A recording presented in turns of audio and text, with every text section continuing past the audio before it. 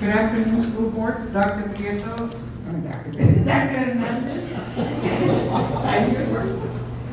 Dr. Hernandez and district staff. The time is 5 o'clock on September 30th, 2024, and I call this board workshop meeting of the Edgewood Independent School District School Board to order.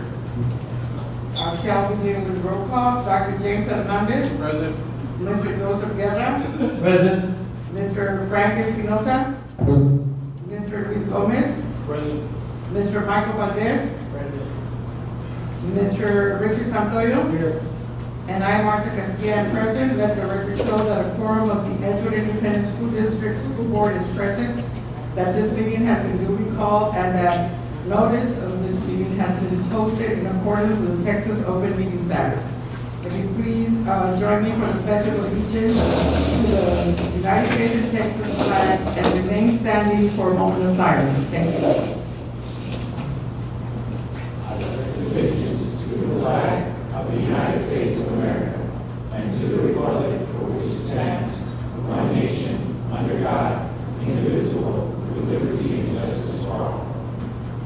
Juro lealtad a la bandera de los Estados Unidos de América y la república que la representa, una nación bajo Dios, indivisible, con libertad y justicia para todos. Honor the Texas flag. I pledge allegiance to thee, Texas, one state under God, one and indivisible.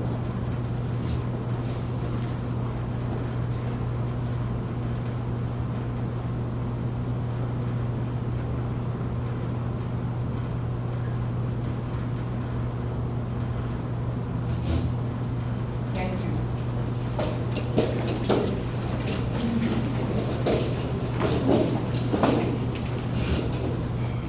Sir, do we have any public comments? Ma'am, yes, ma'am, we do have public comment. Before I call anyone up here, I would like to read the following. There are some procedure items to be announced. Board policy BED logo limits public comments to specific agenda items. Any speaker that deviates from speaking on agenda items will be ruled out of order and they will forfeit the rest of their time. The speaker will be informed when he or she has 1 minute remaining. Speakers who engage in personal attacks or use insulting, profane, threatening, or abusive language during any board meeting shall be ruled out of order by the presiding officer and may be escorted from the board meeting room by district peace officers. Any concerns or complaints regarding employees, public officials, students, or parents should be resolved via the appropriate complaint process as stated in the BED logo pursuant to 551.042 of the Texas Government Code. No board member or administrator may respond to a member of the public unless such response is a recitation of district policy or a statement of specific factual information. Please be advised that citizens and especially board members shall refrain from speaking over one another during the meeting out of respect for the speaker that has the floor. I would like to call Ms. Agapita Jaramillo.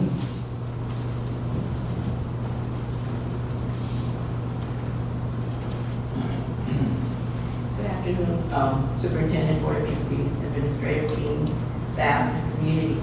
I'm here to discuss 5A, or actually just let you know that I feel that though I'm grateful that we have this after-school programs, that's great because there is a dire need for them. There are also some barriers. What I'm hearing from some of the community is that now, because of the way the contract has been, I guess, prepared, or that now students have to be there until 6 o'clock, and that shouldn't be the case. I know we have a lot of extracurricular activities going on at the actual campuses, but there's students that want to maybe go take fencing or basketball or go to the parks and rec. So they're not able to really actively go to these extracurricular activities outside the district because of the time frame. They have to be there till 6. So I don't know if it's the way the contract was written up, or if it's, I don't know why that's the case. But I feel that we might end up losing students because, they're having to leave at exactly 6 o'clock. And I know that they're only allowed so many days of leaving early. So I think that's a little concerning to me. Okay, thank you very much. Thank you. Dr. Hernandez, do you have a report for us, sir? I didn't have another one, so, Oh, that's your time, the whole time. I You didn't will. have. Yes. No? Yes. You keep going, you can Oh. do that. Okay, Just put it back up, I think it'll go on that. yeah. I'm sorry. I'll go. Okay, so the other one is on 5R. That was in regards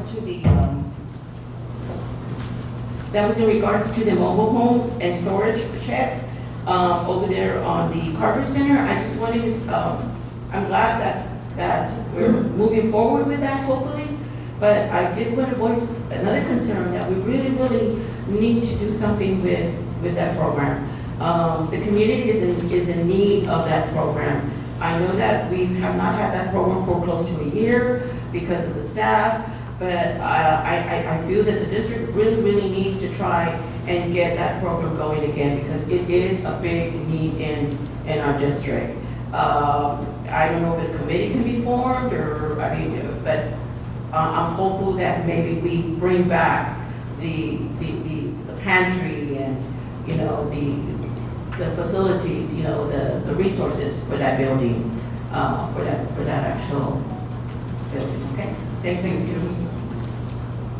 Okay. Actually, while we're waiting for him to set this up, I do want to, anytime there's an opportunity to respond to a constituent member's request, I typically don't, but I will in this one.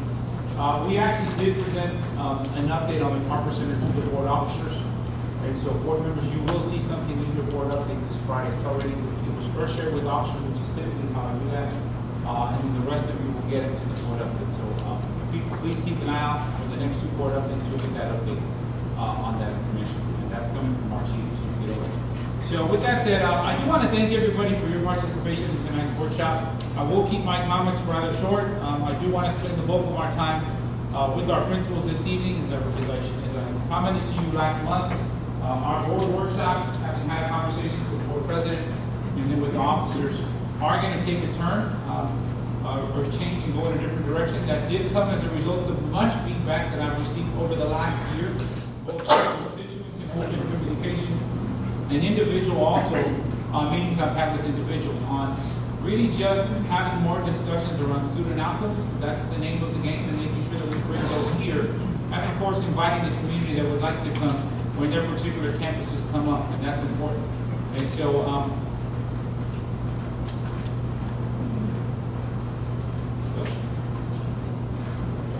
I will start out with a couple of things before we get to that. As I talked to you guys at the beginning of the year, part of the work of what we're doing this school year is to talk about the legacy of the school district. Now, it is quite important that we talk about student outcomes and how students are doing in the academic sense of things. But it's also important to remember that there's a lot of people that add to that story.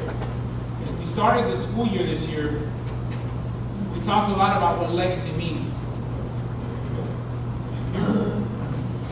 And I want to bring up people throughout the year because it's important that I understand we have a business to run. This is a business at the end of the day. But it's also important that we never lose the human side of things. I know how important that is to me. In the 7 years I've served here, that's always been very important to me. I want to introduce you, if you don't already know her, Miss Sonia Williams. Miss Sonia retired Friday last week after 47 full years of service on an engine. That picture you see there is her when she graduated from Florida 47 years ago. Now, she spent all of those years over in the transportation department. She's been the hub for everything from our routing to training folks to jumping in when we don't have enough bus drivers. This young lady has done a lot. Just all the while still raising her son, as a family in the area. For a lot of you that are internal in the district, you got to go spend some time with them on Friday. So, Lord, I just wanted to remind you and again keep telling the story of the contribution that our folks do and that they bring, because 47 years is a lifetime when you really think about it. And so to give up yourself to the district that saw you come through and graduate, I think it's important. So I share that with you because, again, it's important to keep telling our stories. That's part of ultimately the mission of the school district. It's part of that outcome, right? Graduating all students, college and career readiness. That can't happen if we don't have good people in the district that are here by choice and that remain here by choice because it's important to them. People with good core values. You know, I'll use all my pictures as much as I can. I like to elevate the work that people are doing. This week in our John F. Kennedy High School girls were first place at the border Olympic cross country meet. That item was sponsored by our own Juan Cruz, who's our attorney in the school district. We sponsored the whole event. But our girls took first place. I think that's a big deal. To go down to Laredo and compete against all the other districts that are not just in Region 20, but also in Region 1.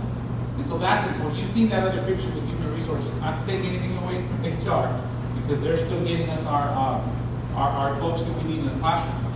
But again, part of having a quality system is making sure that you lead by your core values. Core values are what run school districts, great organizations, so that's important, so I want to elevate that. Second of all, I also want to elevate in this sense that you've already heard me talk about our first rating. Thank you to our finance department, Mrs. Martinez. But I also want to bring to you Roxanne Reese, who's taking that child nutrition budget, which we told you about every year when we budget. And she bought new furniture for the cafeteria at John F. Kennedy High School. How do we do that? Because we take that child nutrition budget and the money we have saved in it, this is what she's using it for. So again, these are decisions that are made by that team. That's Ms. Ruiz, Ms. Williams, Ms. Martinez, that whole team. But it's important, again, to elevate the contributions of what people do, especially when they're being accountable to provide us great quality experience to our kids in our schools. That's important. And then the last one is communication. This young lady doesn't know I'm doing this, but I'm going to elevate it. I didn't know she was going to be here. Our very own Dr. Mary Miller wrote a wonderful op-ed about a week ago about early Head Start. You know, right now, obviously, there's a lot going on in the landscape of our country. But if you have not seen this op-ed, Dr. Miller Baker did an exceptional job of making a case for why Head Start and early Head Start still matters. Why is that important? Because there are over 1 million people in this city that don't know about the program sometimes, or they're misinformed. And sometimes there are folks who advocate against the program. And so I thank Dr. Miller Baker for doing this, because that editorial is not just going to be shared here, but last night I talked to the Express News Post. It'll be shared in Austin, Houston. That's a lot of people. And so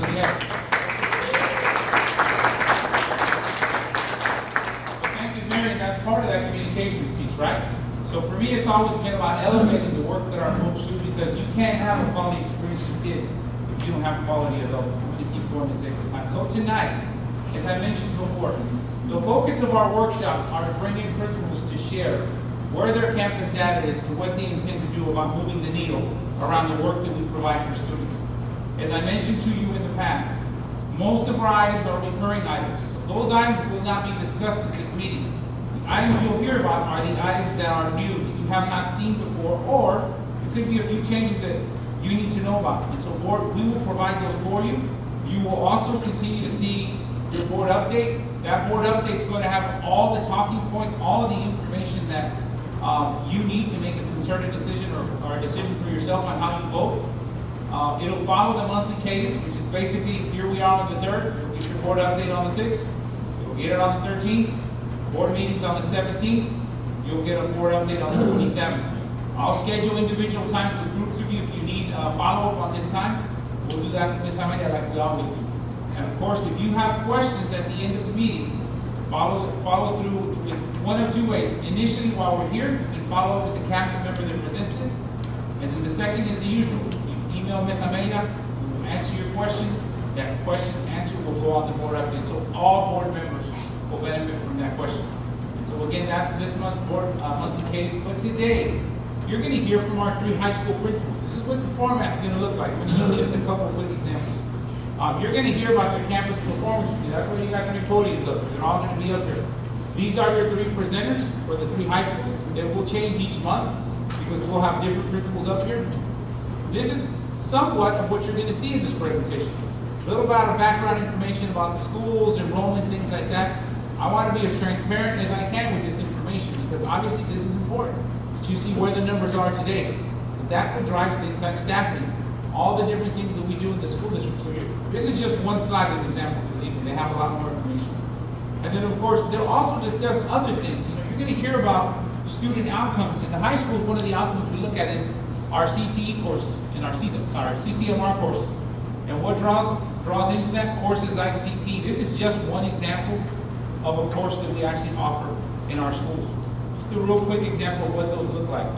And then, of course, other things that lead up to high school. This is another way that we elevate some of the work that's going on. This was our Gus Garcia kids, who just got published in a national magazine called Celebrating Art. This is the number of kids who were celebrated. I know Mr. Lugo's not here, but props to him and those folks. It's important that we get our kids' work out there. This is a really big deal.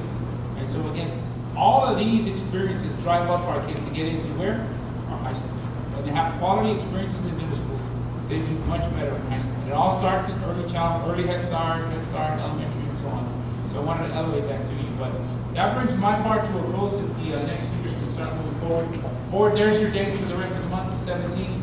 The 30th is our workshop for October, because remember, October 1st is National Night Out. So we needed to have it a day early, and then you've seen the next one. That brings mine to a close, and I will turn it over to our new speaker.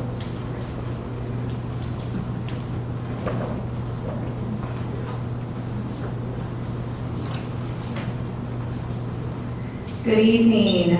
Thank you for joining me here today, President Garcia, Board of Trustees, Superintendent Hernandez, staff and community. I'd like to go ahead and set the stage for the presentation. Dr. Hernandez talked a little bit about the goals that you're going to be seeing showcased here today.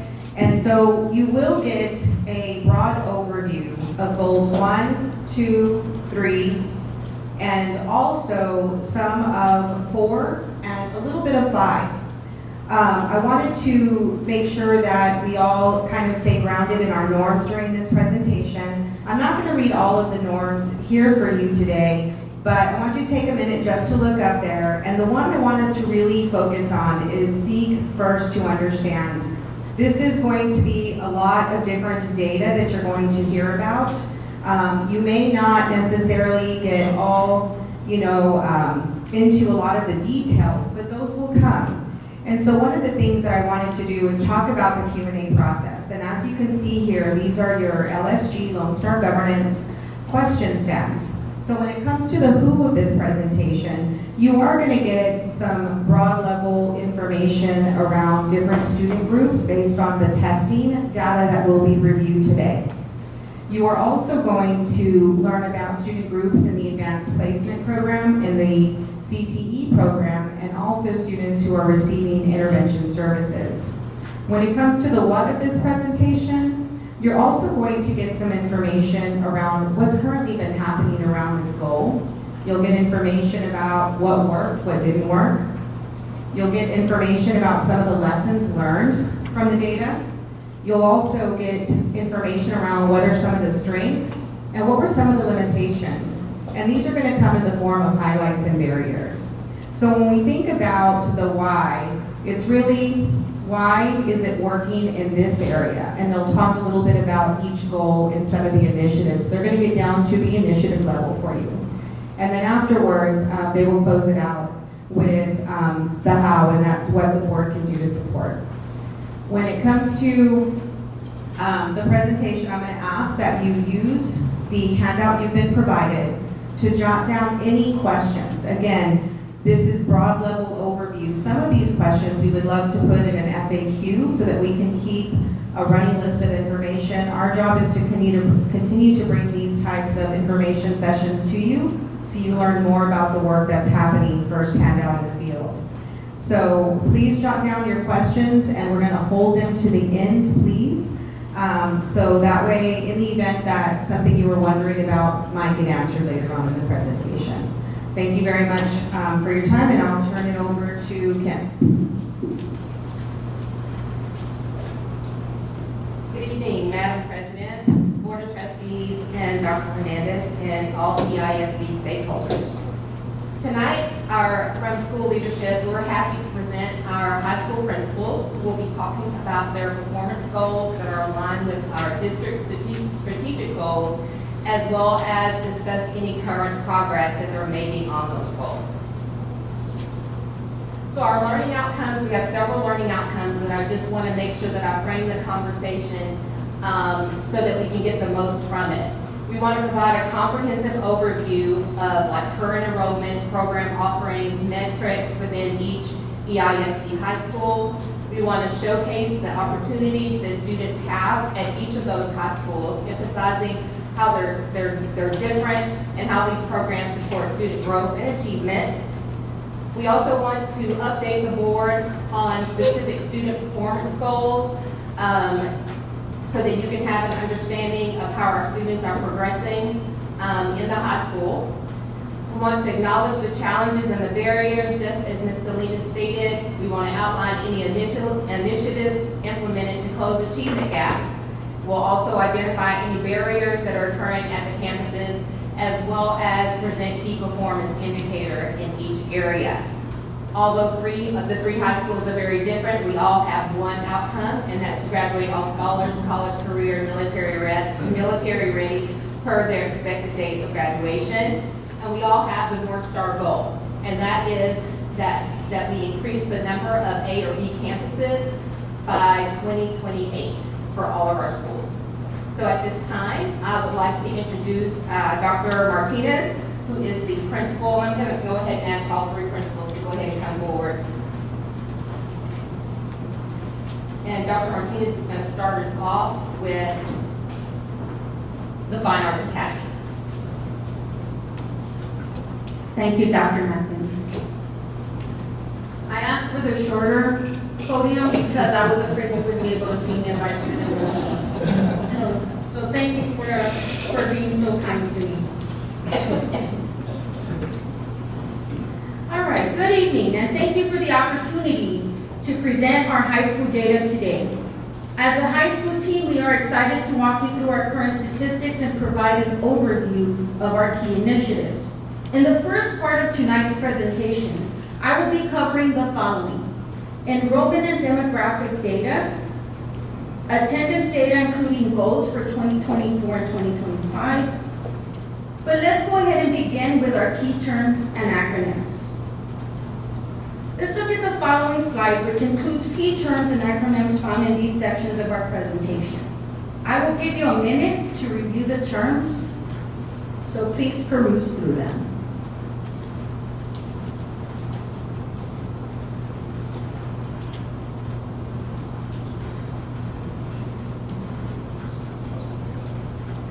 The next slide, which is this slide, includes a visual graph of our enrollment data. In the data, you see a range in enrollments from 248 students at the Fine Arts Academy to 1,008 students at John F. Kennedy High School. This range provides a snapshot of the diversity of our school body sizes across our district.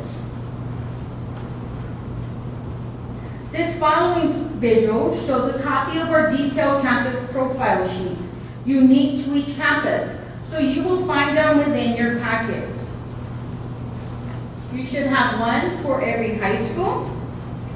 So we'll begin with side A.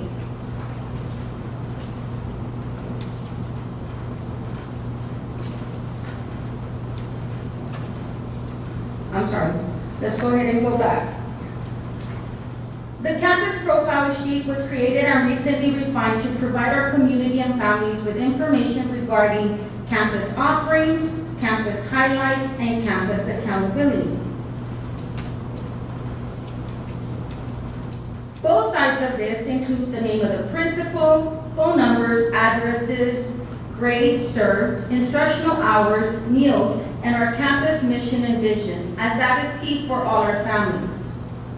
Now let's focus on the first side of it, which includes the following information: enrollment data, at-risk data, special education percentages, ESL emergent bilingual student data, gifted and talented data, among other demographic data pertinent to each of our campuses. On the second side, it includes a range of campus offerings, which covers our electives and our clubs. These programs and clubs help foster a sense of belonging and personal interest among students, contributing to their overall success. You will also find campus highlights. Campus highlights for each campus range in the remarkable things that are happening. This data may include numbers that are significant in our enrollment data, scholarship numbers and awards, and numbers of participants in offerings of electives on our campuses. And finally, the last part of our campus profile includes information relevant to campus accountability data, such as our EOC STAR exams, Texas industry-based certifications, early college high school, among other programs specific to each school. This range includes programs offered at each campus unique to the designated pathways and their success as designed for each zone in the district. Please take note that the data marked by an asterisk mark represents district data. The campus profile sheets unique to all campuses and levels were created to provide our community and families viable information and maintain them well informed. The profiles are being shared with you tonight and will become available on our campus web pages and on the campus as requested by the end of the week. It's also important to note that profiles will be available in English and in Spanish.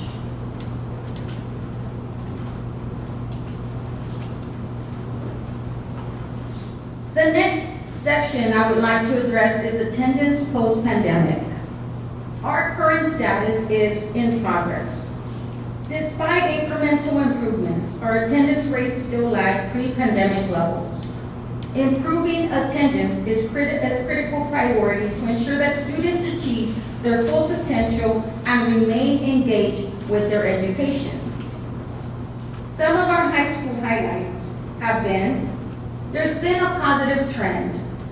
We observed an increase in student attendance across all high schools for the 2023-2024 school year compared to previous years. This improvement reflects our ongoing efforts to enhance engagement and attendance. Although we do highlight that, we still continue to have the following risks and barriers. A persistent gap. Despite the improvements, overall student attendance continues to fall short of the district's goals. This ongoing gap has several negative consequences. It impacts our student achievement by lowering attendance rates. We hinder students' academic progress and performance. Credit attainment. Students with irregular attendance are at higher risk of not meeting the requirements of earning credits. On-time graduation rates. Consistent attendance is crucial for students to stay on track for graduation. Lower attendance can delay or possibly prevent on-time graduation. So given that, what are our key initiatives? While we have made notable progress, addressing the challenges related to student attendance remains a top priority. Therefore, continued efforts are needed to bridge the gap between current attendance rates and our district goals, ensuring that all students achieve their academic potential and maintain a path towards graduation. This includes the continuation of key practices that have been proven to work in addition to new initiatives. So two-way communication with families is key. Home visits. We will continue to conduct home visits to provide individualized support and address specific family needs. This helps in improving attendance and fostering greater family engagement. Attendance warning letters. We will continue to notify families of attendance issues and offer guidance on improving student presence. Campus attendance committees. Our teams will continue to support both students and families by addressing the root causes of attendance concerns and creating tailored intervention plans to improve attendance. Daily review of attendance reports. We will also continue to regularly monitor attendance data, ensuring accuracy to identity of any discrepancies or patterns that require intervention. New initiatives, PBIS, positive behavioral interventions and supports. All campuses have launched their PBIS committee that is designed to support our campus culture by implementing celebrations and incentives to encourage positive behavior and improve attendance through recognition and rewards. If our students feel safer, they will engage more. If they engage more, attendance will improve. Truancy team. This year, we will be systematically collaborating with our district truancy team to support our campuses in addressing the needs of students and families that may go beyond the services we are able to offer as a campus. And what metrics will we use to measure our progress? We will be monitoring our 6 weeks and semester attendance rates. Both reports will be monitored for patterns and trends, which help in identifying areas for targeted interventions as a campus and for individual students. We will also be monitoring the number of students with denied credits. We will closely track and monitor the number of students denied credit due to attendance issues and work to address their challenges in meeting the 90% rule. Where are we now? Well, the most recent data available is last year's data at the end of the year. Memorial High School was at 81.8%, John F. Kennedy at an 84.8%, and Fine Arts was at an 87.8%. This slide features a bar graph illustrating our attendance goals for the end of the year for 2024-2025. This visual also compares our current attendance rates with our targeted goals. This concludes my part of my presentation. Thank you for your attention.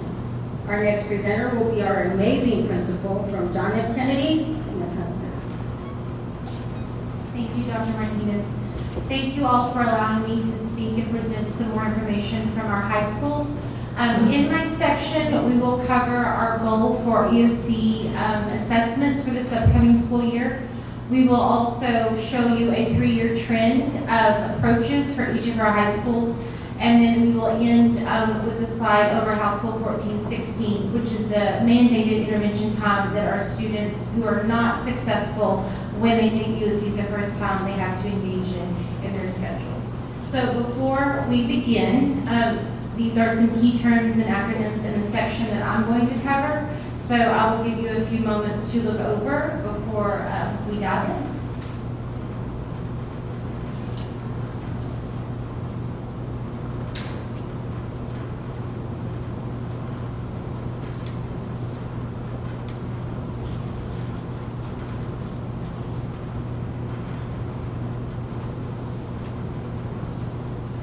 So our end of course STAR performance goal for this upcoming school year for all 3 high schools is to increase 5% in our meets performance on EOC exams with no decrease in approaches or masters. So we're really focusing on getting students on grade level. This goal is in progress. As mentioned, I will show you our 3-year trend in approaches for each high school, but there is still work that needs to be done around our meets and masters, which again is why we are targeting meets for this upcoming school year for our goal. We do have some highlights that we want to celebrate, and you will see in the graphs as well, but this past year's EOC results, we had significant increases in students passing biology and algebra. So we are very excited about the gains we saw. And U.S. history continues to be strong in our students performing at really high levels and approaches. So this past year, you'll see each one of our high schools was at 90% or higher for approaches. So again, really excited about the gains we are seeing in these 3 areas.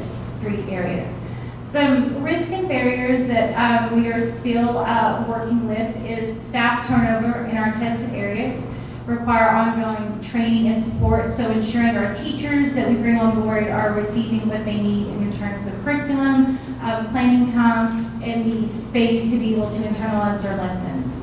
We are still seeing English 1 and English 2 performing below state averages, but if you look at the next bullet, one of the reasons for that is TA's implementation of an automated grading for written portions of the EOC assessment. So that is a different way that we were graded this past year when it came to English 1 and English 2 that we are now addressing this year in our EOC plans. We also had an increase in the number of middle school students taking EOC assessments in algebra and biology. They're 8th grade year, so it's good that they're getting that opportunity 8th grade, but when we get to high school, then we are with the students that were not successful their first time, so sometimes that does choose to be a little bit of a barrier. So with us showing continual progress in approaches, our key initiatives are what we have had in place. We are only continuing to refine and just expand upon what is already there in each of our high schools. So our key initiatives is we're still focusing on our guaranteed and viable curriculum and implementing our Tier 1 instruction in all classrooms. Our master schedules still have intervention times built in that allow our students to receive that House Bill 1416 time they need based on their gaps. We also have PLC built in for our teachers, so again, they're getting the chance to look at data, they're getting the chance to internalize their lessons, they're getting the chance to model. So again, time built in to ensure they're ready to go before they deliver instruction to students. We still have our targeted academic coordinators that service at the district level and our instructional coaches that service at the campus level to support EOC subjects, but not just EOC subjects, they do support all of our core content. And then we have ongoing professional development that is continued for all of our teachers to help them understand the TEKS and again go back to really internalizing the lessons. So as mentioned, this is the graphs I'm going to show you in a little bit more specificity in regards to the EOC subjects. So here is algebra, and we are looking just at approaches for the past 3 years, and so color-coded with Kennedy being green, Memorial blue, and Fine Arts red. So as you can see, overall, when we look at our 3 years, we are moving in the right direction with approaches. This was one of our highlights from this past year. English 1 and English 2 are going to look very similar. As I mentioned, one of our barriers is that we are still performing below, and also one of our barriers was the new grading system. So when you look between year 2023 to year 2024, that is one of the reasons why you're seeing that decrease in approaches for English 1 is how the writing portions were graded.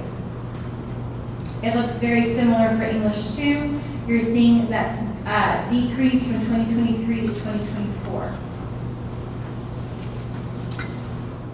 Biology was another highlight that I had mentioned from this past year's scores. So again, seeing progress moving forward in our kiddos hitting approaches for all 3 high schools.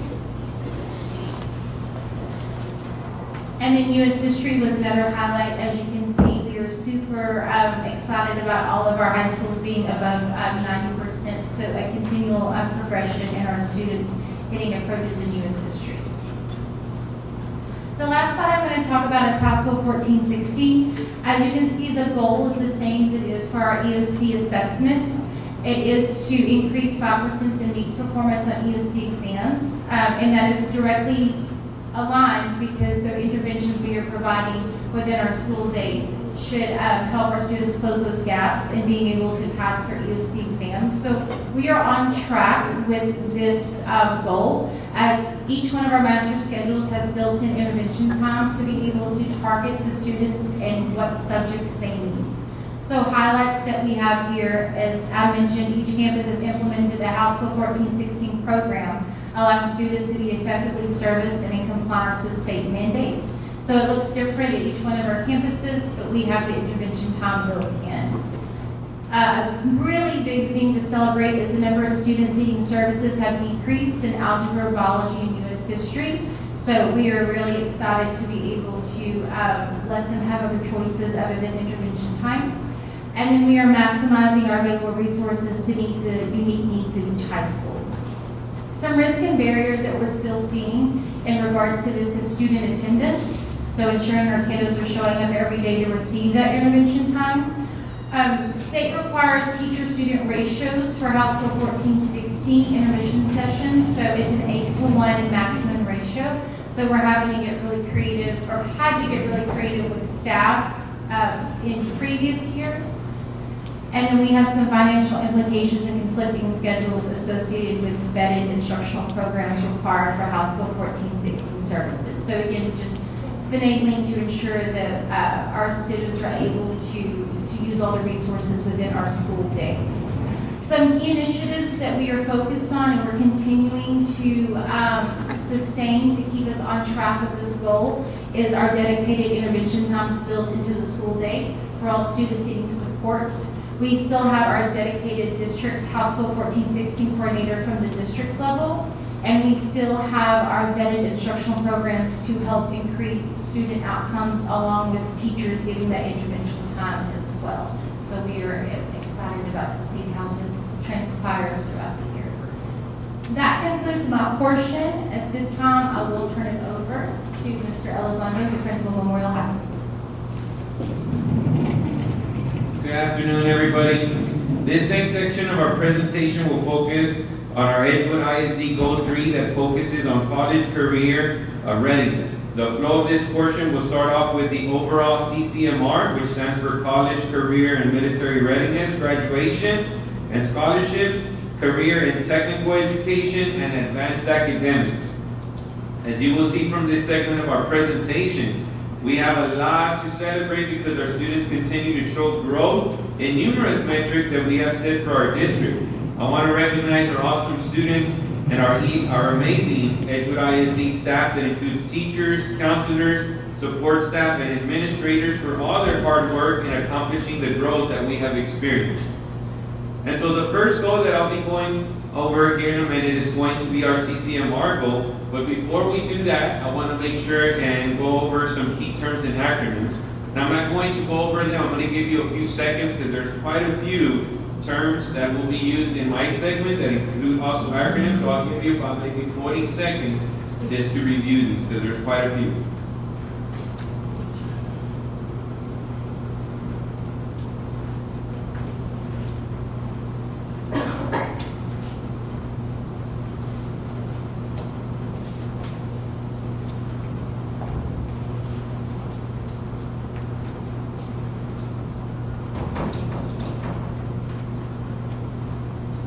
Next one.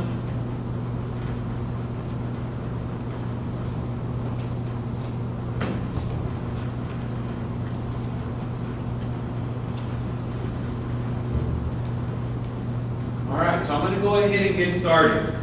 So I will start off with our CCMR goal, which is one of our big highlights of my presentation. Our goal was to be at 85% CCMR ready by June of 2027. You will see that through our key initiatives, all 3 high schools in our district have met and significantly surpassed our goals. So for this goal, we wanted to be at, 85% by June 2027 and CCMR ready. The status for this goal is met. CCMR indicators for the graduating class at all 3 high schools have performed in the A rating level on TA accountability report for the past 2 years, with the class of 2024 being a projection. Some highlights include CCMR measure has exceeded the 2027 goal for 2 consecutive years. Special focus is given to ensuring students receive CCMR credit at all 3 high schools. Now, some of the risks and barriers include that TA continuously revises CCMR measures, increasing complexity and difficulty in meeting high-performing targets. Recent updates to CCMR accountability require students to complete a 4-year pathway. With higher than average mobility percentages, many students have difficulty completing a CTE pathway. Now, some of the key initiatives that led us to reaching this goal is ensuring that students are enrolled in a program of study and on track to acquire an industry-based certification or enlist in the military. Also increasing awareness and enrollment in innovative programming across innovation zones.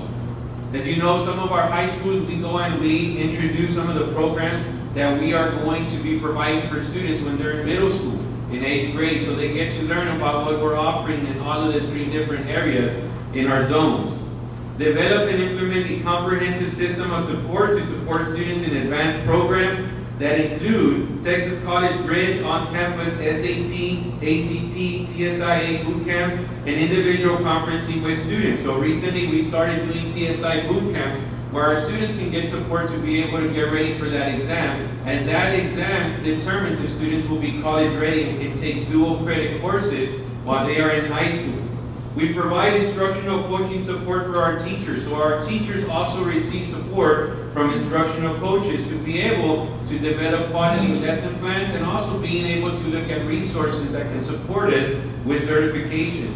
We also empower CTE teachers with the training and skills necessary to increase the number of students earning industry-based certifications. I'm not going to go over the metrics or data because I have slides to show some of the data pieces. So in this graph, you will see the significant growth in CCMR over the last 3 years, with 23-24 being a projection. As you can see from this data, not only is each high school projected to be an A campus in CCMR TEA accountability, we have drastically surpassed our strategic goal in 2 years instead of 5. So you can see through that red line that that was our goal to be at in 2027, and we've already met that goal and we have surpassed that goal.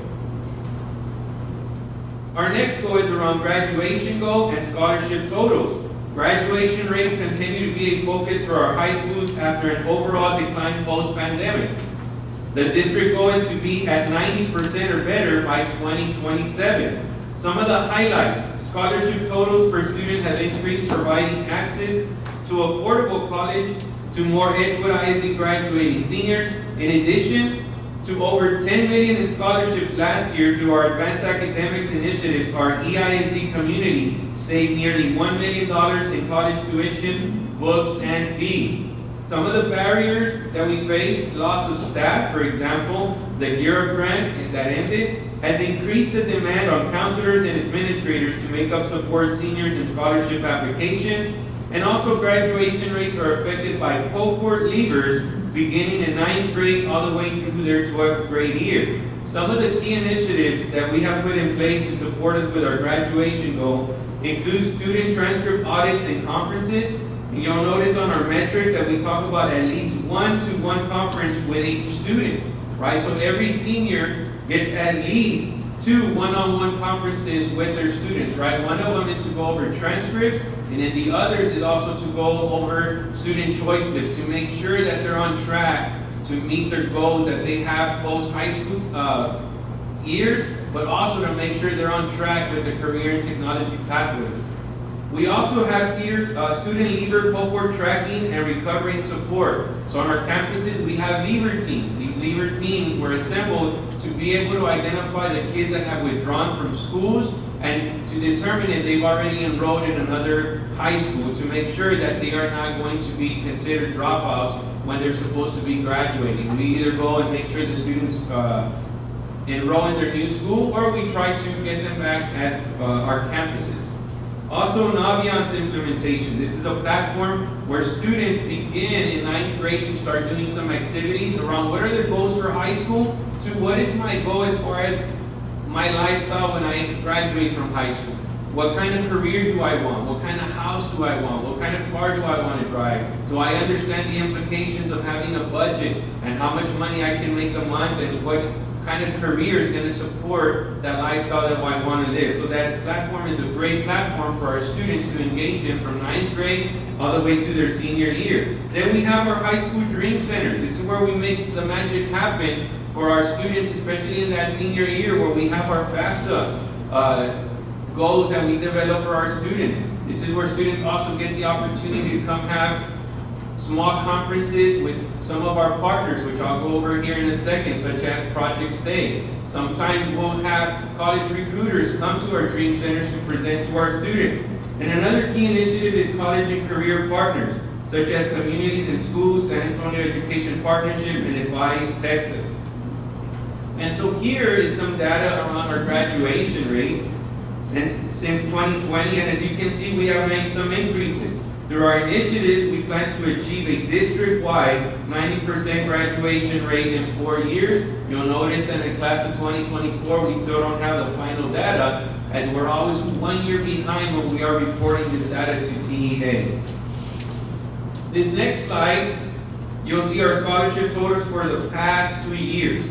As a district, we dropped approximately $355,000 in scholarships from 23 to class of 24. However, when you average this per graduate, we are projected to have the same or higher scholarship totals per student. Also, keep in mind the amount of tuition and fees that our ISD families have saved through our advanced academic program offerings, which is an estimated of $1 million. Then we go on to our CTE goals, which is to increase the number of students who graduate with an industry-based certification and or completing a 4-year CTE pathway. So here, our status is on track. Enrollment in CTE pathways remains strong. The number of graduates with an IBC has increased year to year, and all 3 high schools are within the A range of CCMR accountability. Highlights: more students are finishing a full CTE 4-year pathway, culminating in an industry-based certification. Risk and barriers: higher than average student mobility in high school breaks up continuity in the 4-year CTE pathways due to different course offerings at individual campuses. Some of the key initiatives is campus CTE collaboration to monitor CCMR percentages, so giving that work time during the workday for our CTE teachers to collaborate to make sure that students are in the right courses to complete those pathways. Ongoing CTE certification and exam review sessions. So our students need those review sessions with their teachers to be able to prepare for those certification exams, and so we provide those sessions for our students so they can do well on those exams. Collaborate with industry partners to support industry-based needs. So through the support of our CTE department, we partner with industry partners in our community and our teachers and some of our students, and sometimes we even have parents who meet with those industry partners to talk about our programs and to make sure that we're aligning to what the industry is asking of those programs, so that when students graduate from high school, they have the skills that they need. Opportunities for CTE practicums and percentages of students involved in practicum activities by senior year. This is a great opportunity for students to really be able to put the skills that they've learned between their 9th and 11th grade year into those practicums their senior year, which is what we want to do for our students, so that if they choose to go into that profession, they can be ready with those skills. And so here we have a slide where you will see a 2-year trend on our industry-based certification. This data shows that as a district, we have experienced a 25% increase in industry-based certifications in 2 years. This is another CCMR celebration for our students and staff. Then we go over our CTE programs. And so this table shows the number of students enrolled in each CTE program across our district. Cosmetology has the largest number of students enrolled in a CTE program at Fine Arts. Business is the largest CTE program at Kennedy High School, and culinary is the largest program at Memorial High School.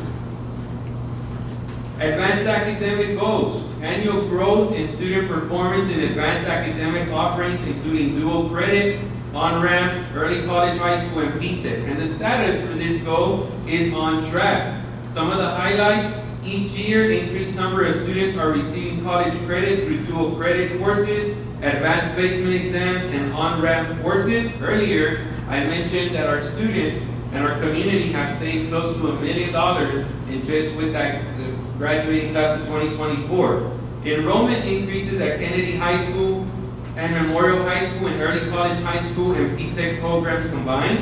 And then risk and barriers: lack of student interest in some of our PTEC programs, gaps in prerequisite skills with literacy and numeracy, negatively impacting TSI readiness and AP performance. And some of the key initiatives with our advanced academic goals include increasing dual credit and on-ramps passing rates, increasing passing rates on advanced placement exams, TSI preparation sessions and test administration and scheduling college prep courses in reading and math, especially at the beginning of the year on our master schedule. That is very critical. District partnerships with St. Philip's College, Palo Alto College, and San Antonio College to support ECHS and PTEC dual credit, and also the Alamo Academies program. And finally, increase retention of students in early college, high school, and PTEC at Kennedy High School and Memorial High School. And we do that by making sure that our early college, high school administrator and also our counselor supports our students in those programs. Then we have our ECHS ECHS and PTEC student enrollment with our early college, high school, JFK and Memorial High School. We're at 137 both. PTEC at JFK, a total of about 47 students throughout their different programs, and then at Memorial High School, we're at 33 students in our two different programs. In this slide, you see our dual credit enrollment numbers from the last 3 years. As you can see, we have seen an increase of about 30% during the last 3 years. Another huge CCMR celebration for our students and staff.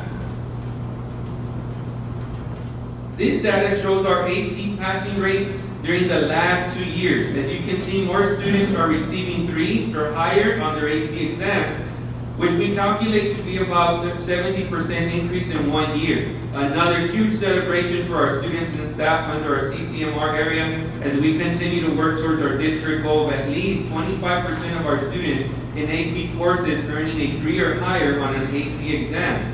We also see the number of students who earn college credit in their UT on-ramps courses per campus. So a lot to celebrate under this big goal that it encompasses a number of different programs to support our students with college, career, and military readiness. This concludes my presentation. Dr. Martinez will now present our goal to improve our two-way communication and parent engagement. Thank you. Thank you, Mr. Elizondo. So on the next item that I will be covering, let's go ahead and look at the key terms and acronyms. I will give you a minute.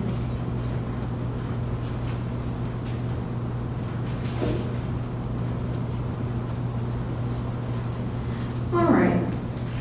So as Mr. Elizondo stated, I will be presenting on enhancing two-way communication and increasing parent engagement. One of the most critical things that we have to grow. Our current status is in progress. Our goal is to continue our commitment to build stronger collaborative relationships between schools and families to support student success throughout their high school journey using a variety of outreach methods.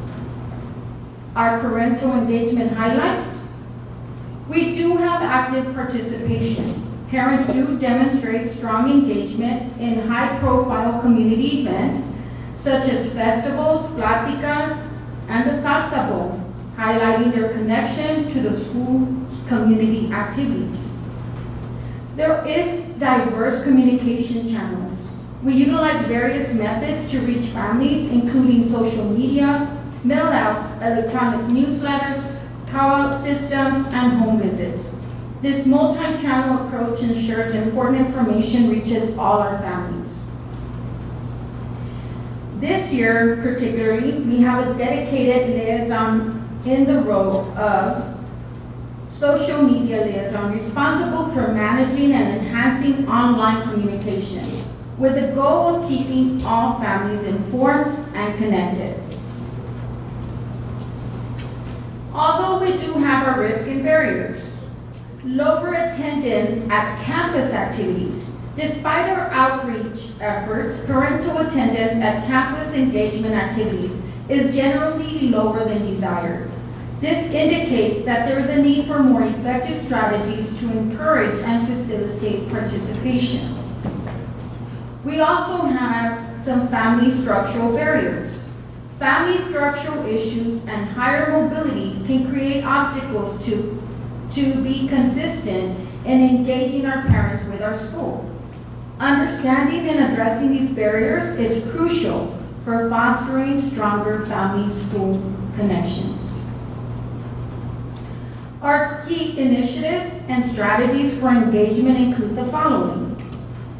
Although we made some progress addressing the challenges related to parental engagement and enhancing our two-way communication systems, this has to be addressed.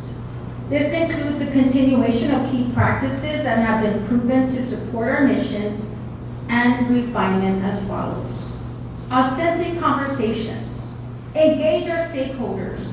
We want to initiate genuine conversations with parents, community members, and students to gather feedback on our school organization, choice offerings, program services, and communication.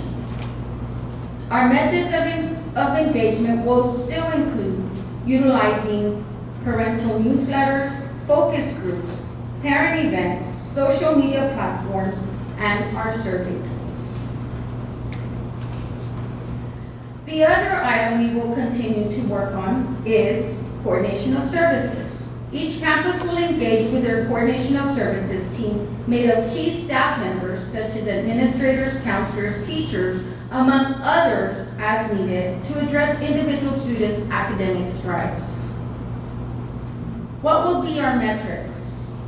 Well, we will monitor or we will ensure that regular newsletters are being sent home.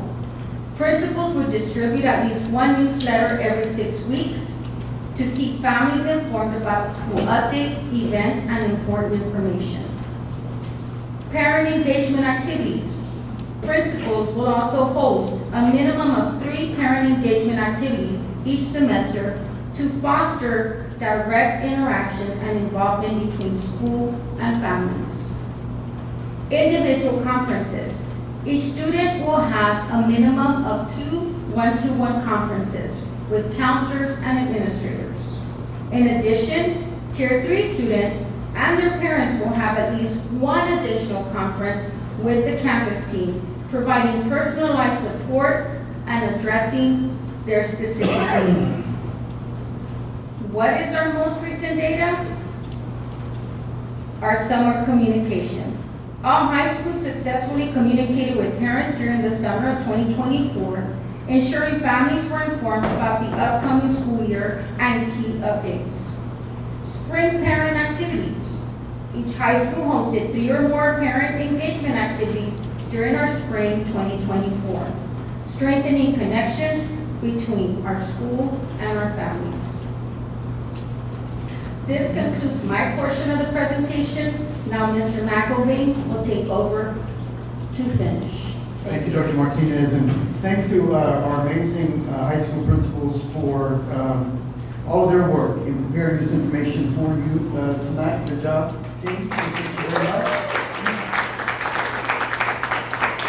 And honestly, thank you to our board, not only for receiving the information that you've heard this evening, but also for your commitment to recognize challenges and prioritize the resources to support our campuses and our amazing staff as they give direct support to our students at the schools.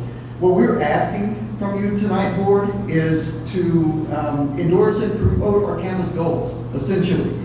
So you've heard a lot of information about the different activities that are going on at each of our schools, at our high schools, to support student performance, to support student success in our campuses. And so we are asking that you continue to endorse our goals and promote our goals through prioritizing those resources and also engaging the broader community in communicating data and the strategies that are being implemented at our schools. And so these are our asks of you.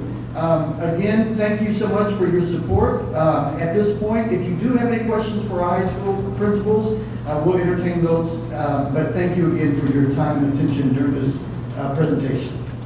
Yes, ma'am. First, I want to thank you guys because you're the ones that deliver whatever we decide here or everywhere. You're the ones that take it to the kids. And I want to thank you for that because just showing the numbers and that you caught up, JFK caught up, it's exciting for us. And thank you for your dedication. I know how much you two have worked for our students and use it to make some of there, but thank you for that, for your dedication and for doing an outstanding job. It makes me proud, and I'm sure the rest of the board, to see that what we wish for is coming true because of your dedication. Our kids need that. Thank you. And so my question is, each one of you mentioned that they had access to the food bank. Is that through Chief's thing or is that different? How do they have access to the food bank? I can answer that. So we work in collaboration. Sometimes it could be through our PBE department, but we also work in collaboration with our CIS. And so, or we have our students do some food drives and work with our food bank. So there is a multiple, it just depends. You know, I think our kids are a lot about giving back and so making those connections. Thank you very much. Okay, Mr. Elizondo, you mentioned in your presentation there was gaps in literacy and within some students and their failure to apply themselves towards the CMR, or I don't remember exactly what it was. How do you approach, what is your approach to try and capture those students and get them effectively in the system? So one of the things that we see is that as students come into high school, like our students do have reading gaps and numeracy gaps when it comes to especially algebra, right? It's a very abstract concept, a lot of abstract concepts, so our students do struggle with that. So what we do to be able to try to close that gap is, you know, we have our students that are in those honors courses, and we also have our students that are in the general courses. And so we try to align our practices and strategies to each individual group of students. So even though some of our students are in advanced academic courses, some of them do have reading gaps and also math gaps that we have to fill. And so the way we do that is, for example, at Memorial High School, we have a flex plan on our campus. So the last 30 minutes of a Wednesday, Thursday class, we do some interventions for students in all classes. It's not just one time during the day. And so, for example, last week I walked into our English classes, and one of our teachers was doing SAT prep with her English students during that last 30 minutes. In addition, we also offered TSI prep. TSI prep is the TSI test is a very different type of test compared to when you take your EOC. So getting the kids exposed to that type of exam is critical, and that's where I was trying to connect my barrier, my challenge, is that if the students already have reading gaps and math gaps, like taking that type of exam could possibly be a little bit overwhelming for the students. But through the strategies that our teachers are using in the classroom, strategies that we use for intervention, flex, Saturday school, sessions that we do for TSI, SAT, those help fill in those gaps, and gradually as they go through their high school years, they get stronger with the reading, they get stronger with the math, and I think that's where we're starting to see some of the growth in some of our TSI exams, SAT results, etc. Okay, one other item. By the way, I'm impressed by the numbers. Those really look great. I don't know if it's Ms. Husbands or Dr. Martinez. You talked about going to the middle schools prior to let the students know what you're doing. How in depth do you let them know so they can make these decisions on what they want to do in high school? So that was one of the things that I presented during my CCMR presentation and career and technology presentation. So in the middle schools, right, in 8th grade, the students get the opportunity to get visitors from our campuses. And so during that time, for example, we'll present ECHS program. We'll also go over our P-Tech programs and differentiate what each program, how each program is different, and how they're unique and how they can help them with their career goals after high school. While we do that, we also discuss our pathways. So we actually take our teachers to the schools and they take their little presentation items that they have, and they'll be able to share that information with them one-on-one with students.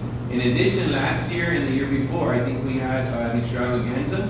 And so I think it's held at our gym, at our Fine Arts gym, and the kids have a blast there because they get to come from the middle schools, they're bused there, and they get to interact with students and with staff, be able to ask the questions that they need to determine which program is going to be best, regardless of what zone they are in within our district, so that the students are able to engage in a study of it, yes, a study that's going to be something they like.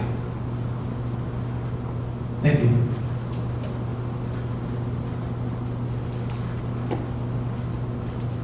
Thank you for taking your time out of your busy daily schedule out to campus to be here at our meeting. My first question was, I did hear you say that for parent engagement, you're going to hold at least three separate times throughout the year. I was just wondering if how accessible this will be, if it'll be like online, in person, and what are the times for these meetings? So one of the things we want to do is ensure that we're doing it at least 3 per semester. It's important to engage our parents, and I think the other thing is that we really have to dive deep by meeting with our parents and starting to get that data of what works for them. Because you're absolutely right. I think last year we were targeting, at least at our campus, we were targeting the morning, but we know that not everybody's available. So we have been talking about opening that up to like maybe morning and afternoon. But I do like that you brought a great point. We can also engage people through teams because we used to do that before. And so maybe trying to set something up like that, but we just need to make sure that we can streamline that. But thank you for your suggestion. Yes, I just mentioned like online, just because like a parent might be at work, but they might have like 30 minutes out of their schedule to log on to a meeting if they can't physically drive to the school. My second question is for the improvement of two-way communication. Is this something that you're doing on your own as campuses, or is increasing two-way communication? Is this something that the district's supporting, or are you utilizing any resources? I think that's a collaborative thing that we always have to think about. We have a wonderful parent engagement team. Although they are restructuring, I know that we're being allotted a little more time this year, which is wonderful. But yes, it's just really growing and engaging. So like our parent engagement staff member just came on board. And one of the things that we started talking about immediately was how do we connect, how do we systemize some of the things that we want to do. And she's going to be a great part on lifting that parent engagement letter because I want her perspective and her lens. So it's all of us leveraging not just the staff that we have on campus, but also our district resources. And 100%, our district does provide any support that we need to ensure that we are growing our two-way communication. And in regards to the House Bill 1416 goal, so it is built inside like the specific classrooms, like let's say they need more support, like because of the map, it would be supported in the map. So I can speak on for Kennedy. Mr. Elizondo referred to the Flex Comet Memorial. So Kennedy this year we built in a WINS time, so it is in between. It's our lunchtime, so it's exactly what you just said. We've broken down student scores with what they made either spring or summer, and so yes, if it's math or reading that they need, depending upon they're going to math, a math WINS, and so or they're going to a reading WINS, or if it's science and social studies, then we target it to the teacher and to the student based on what they need. And then during that 30 minutes, that's when they're either getting the intervention from the teacher or the different embedded instructional programs they're using, such as Brain Fuse, IXL, Read 360. So anyway, different pathways that our students are able to engage in to get intervention. But yes, it's during the actual school day. Kennedy restructured it just a little so we would be able to be a little more specific. We have a few more number of retesters, so wanted to be able to ensure that we were giving them the attention that they needed. And then, like I know when I was in middle school, I had the opportunity to take like Algebra 1. So those that didn't pass Algebra 1 in 8th grade, they would be considered a retester in 9th grade? Yes, and just to add how we service and support those students, so each one of us has classes built into our master schedule that service helping them get their prep for Algebra 1 because they necessarily potentially pass the course. They just didn't get the STAR they didn't pass the STARS, so we have designed courses for them that they go into in fall semester to get them prepped for this December retest and keep them going on their track as far as geometry or whatever they need. So that is that extra layer of support once they come to high school. Thank you. Those are all my questions for the campuses.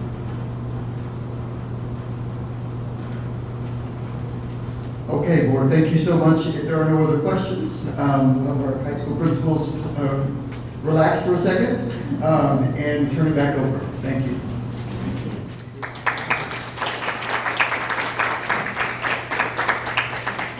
All right. Oh, wow.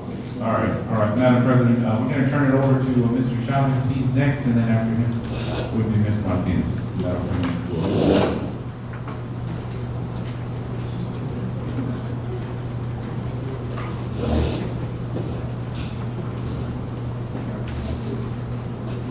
Good evening, Madam President, board members, Dr. Hernandez, staff and community members. Today we have leadership board presentation. We're going to go over this rather quickly. And the reason for that is because these are items that come to the board every year. And there's only 3 items. Work session 5A is a discussion of 24-25 after-school challenge interlocal agreement with the city of San Antonio in the amount of $195,000. Work session 5B, discussion approval of 24-25 Greater San Antonio After School All Stars Agreement in the amount of $240,390. Those two particular components come at this time of the year due to Greater San Antonio's, City of San Antonio's fiscal year. So these two come in conjunction. With excellence, work session 5C, discussion of the contract to purchase Ingenuity Academic Integrity Site License and professional development for Kennedy High School, Memorial High School, and Edgewood Fine Arts Academy from Imagine Learning in the amount of $113,050, utilizing ESSER funds. That is it. Again, these are recurring. Thank you.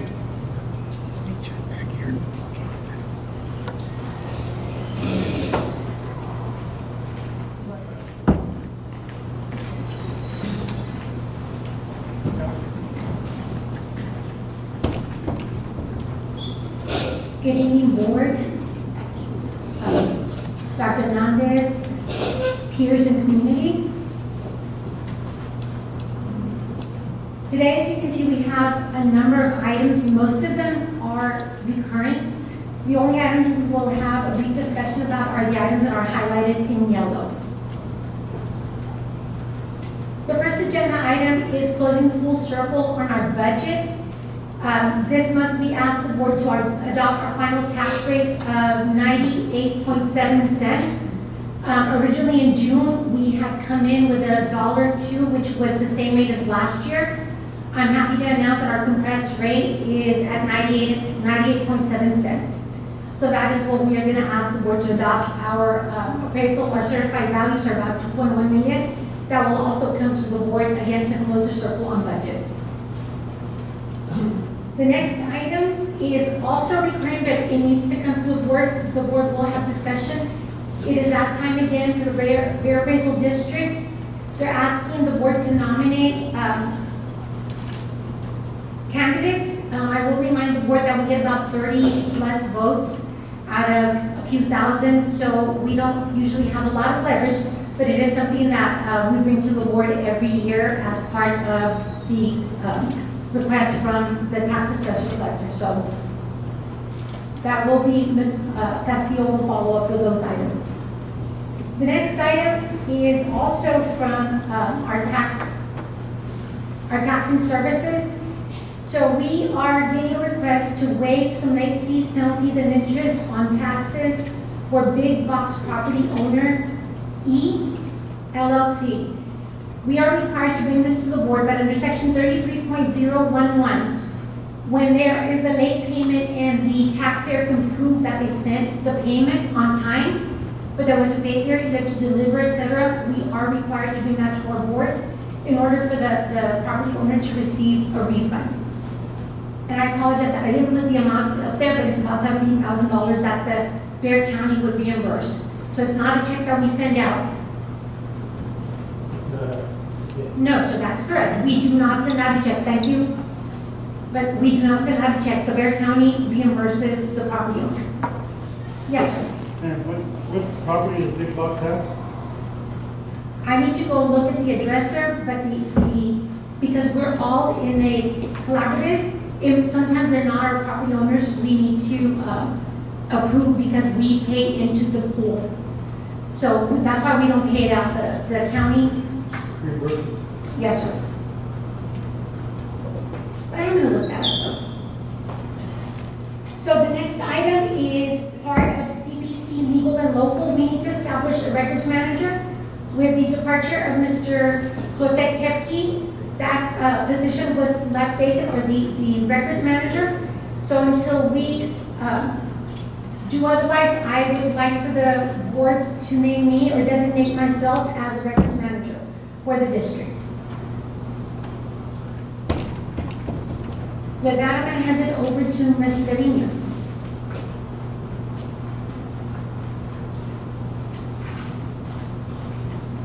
So good evening, Madam President, Dr. Hernandez, members of the board, community, and staff. I have just one item for compensation, and I know Dr. Hernandez mentioned even last year, we constantly review our compensation. I know we've approved it, but we constantly review and make adjustments. So what we're asking for this month is that we have been reviewing, and we have a high needs position that we think if we increase the stipend would help really attract some individuals, and this is in our special ed department for our behavior disability classroom. We have we have 4 positions total in the campus, in the district, and we're looking to increase. Right now, we offer a $3,000 stipend. We're looking to increase it to $5,000. And we hope that that will help attract some individuals to apply for the position, or even some of those individuals that we have in-house that may be interested. Sorry. And so that's what we're asking for currently, is for the behavior disability stipend for our teachers from $3,000 to $5,000, which will be a total cost about $6,000 to the district. That'll come out of our special ed funding. Thank you. I don't know if there's any questions. I'll go ahead and take them at this time before we move on. Yes, sir. For the item, for the compensation plan, are all 4 of those positions vacant right now? No, sir, we currently have 2 vacant. Thank you. Yes, sir, Ms. Schmaltz? Is that $5,000 per? That is correct. It is $5,000. Right now, it's currently 3. They received 3. We're asking to increase it $2,000 more. And the reason it's 6 is because we have one of those that is an operating partner school. So it'll come out of their 1882 funds. The other $6,000 for the 3 positions that are district operated will come out of our local budget through our special ed department. Yes, sir. And for that stipend, are there any stipulations, like you must work for however so, or like the entire school year to receive the stipend? The stipends are prorated, so they get it throughout the year. Depending on when they start, we would prorate that amount. Okay, turn it over to Ms. Martinez. Okay, last item, Ms. Jaramillo referred to this earlier. We are asking the board to consider rescinding a non-cash donation that the district received in 2019 for a mobile home and a shed that was used by Eagles Flight Advocacy and Outreach at our location. So the chief and Mr. Williams have been in communication with the organization. They have plans to use that to continue to serve the community. So we are asking the board, since it is not being used by the district right now, that we consider donating the property back to the organization so that they can continue to serve the community. Yes, sir. So donating the property back, meaning that they will take the property off our location? Yes, sir. And even though the board had approved the property or the donation, the transfer was never completed. So in this case, it's really, they're just gonna relocate their own property, basically. But yes, it would be off of our lot. And I know the fence is gated, so would we be responsible for like moving the fence to get the property off, or would the owner? We're not going to be responsible for that, sir. And then, are all the other mobile homes on that property also donated to us, or is it just this one? I'd have to go back and check that, and I'm seeing Mr. Guerra has some background. Just that when it's donated, the rest are district-owned, Yes, the restaurant, school district property, that used to be one of our original middle schools. The only thing that he was playing was their mobile home that they utilize, to serve the community. Thank you, Chief. Yes, sir. The expense to remove that mobile home, they're going to get their expense off. It would be at their expense, sir. Yes, sir, that is the understanding that we provided to them, the understanding that Mr. Williams provided to them. They can come remove it, but they are responsible for all the removal fees and the expenses that come along with it.